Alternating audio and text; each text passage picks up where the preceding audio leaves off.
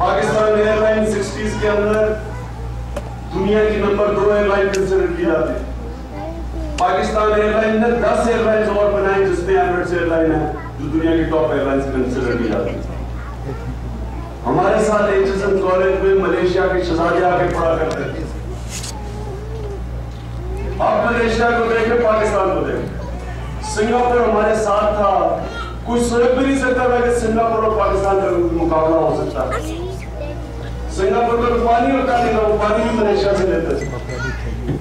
और पाकिस्तान के मुताबिक जो स्वीडन का Nobel prize winner governor model था, उसको लिखता है 1965 में, उसकी किताब थी द एशियन मिरेकल, कि ये जो मौजूदा पाकिस्तान है ये एशिया का कैलिफोर्निया बनने जा रहा है। सबसे खुशहाल प्रॉस्परस एशिया के अंदर तबका ये मौजूदा पाकिस्तान का 65 में लिखता है। और उसके अलावा हमारे स्पोर्ट्स में आप देखते हैं कि हालांकि हमारे पास कोई सिस्टम भी नहीं थे, जहांगीर खान, जानशेर खान, ऑक्सफोर्ड यूनिवर्सिटी में पाकिस्तान से ज्यादा स्क्वॉश कोर्स है, तो वर्ल्ड 10-10 साल वर्ल्ड चैंपियन। क्रिकेट टीम हमारी के कुछ स्ट्रक्चर के बावजूद दुनिया के अंदर मुकाम हॉकी वर्ल्ड कप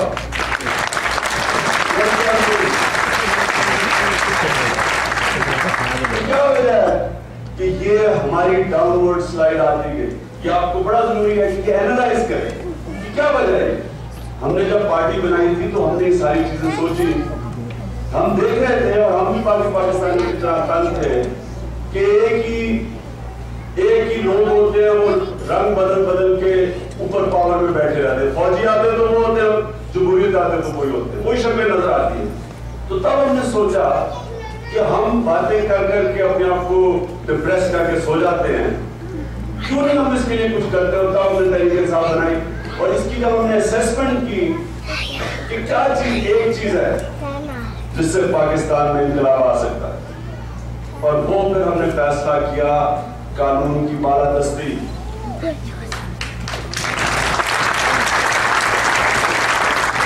मैं जब 18 साल की उम्र में पहली दफा इंग्लैंड गया तो मुझे सबसे 2 चीजों ने मुतासर किया।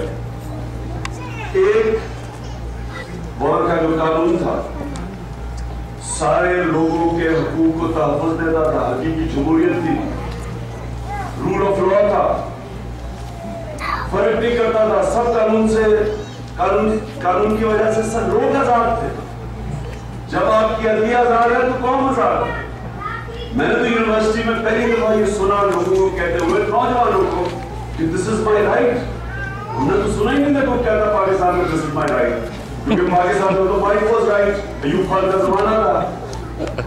तो मुझे याद है हमें बड़ी अजीब लगी बात की, कैसे ये पुलिस के सामने जो खड़े हो जाते थे कि जी दिस इज माई राइट। तो हमें ये पाकिस्तान में हम पहले अंग्रेज की गुलामी थे, फिर हमारे काले अंग्रेजों की गुलामी थी। दूसरी चीज जो मुझे मुतासिर की वो थी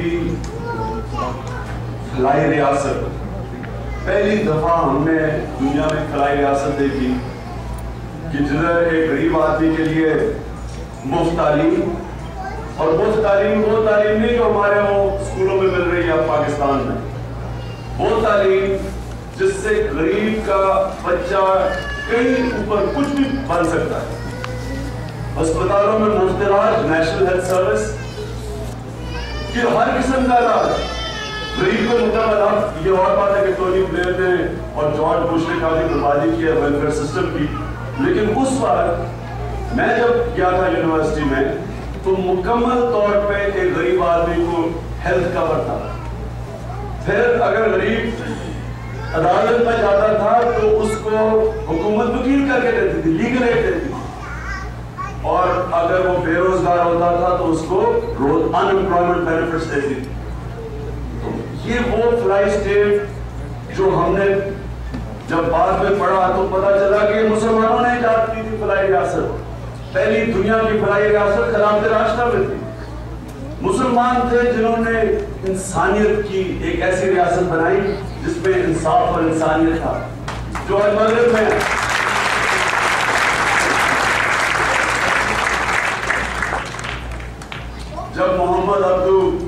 एक मिस्र का बहुत बड़ा स्कॉलर जब पहली दफा यूरोप गया तो शायद वो भी मेरी तरह इस तरह मुतासिर हुआ होगा। उसने कहा कि यहाँ यूरोप में मुझे मुसलमान तो नहीं नजर आए लेकिन बड़ा इस्लाम नजर आया, और वापस मिस्र क्या कहता, मुसलमान बहुत है, इस्लाम नहीं नजर आया।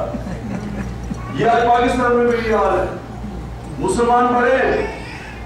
क्या इस्लाम उस रियासत में हो सकता है जिधर जो डॉक्टर आफिया से किया गया है, अगर आप उसका वो कल खत जो पढ़ा गया उसने जो भिजवाया, हमने पढ़ा, किसी औरत ने पढ़ा उसके लिए, अगर वो आप खत पढ़ लें तो इतना आपको तकलीफ होगी कि हमारी एजेंसी उसको पकड़ के उनको हवाले करती है मरीजों के, वो उसको बगराम एयरबेस पहुंचाते हैं जिधर उसको 5 साल रखा जाता है, और वो खत में कहती है कि मेरी गोली भी लगी, मेरी किडनी निकाल ली, मुझे रिपीटेडली रेप किया गया, 3 छोटे बच्चे थे उसके, मुझे उसकी एक 5 साल पहले एक आदमी मेरे पास आया इस्लामाबाद में, कहता जी मैं डॉक्टर आफिया का मामू,